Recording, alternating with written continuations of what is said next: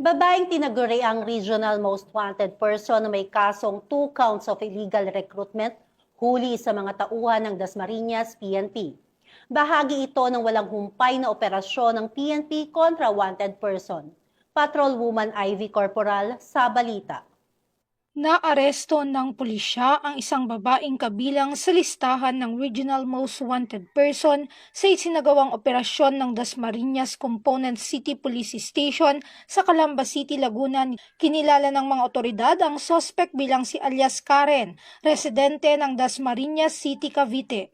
Naaresto ang suspect sa bisa ng warrant of arrest para sa 2 counts of illegal recruitment. Samantala, sa isang pahayag, sinabi ni Police Colonel Ariel R. Red, Acting Provincial Director ng Cavite Police Provincial Office, na ang matagumpay na operasyon ay patunay ng walang humpay na dedikasyon ng kapulisan sa pagtugis sa mga wanted na individual. Mula dito sa PRO Calabarzon, ako ang inyong Police News Network Correspondent, Patrolwoman Pisal Mayti Orban, alagad ng batas, tagataguyod ng balitang pulis.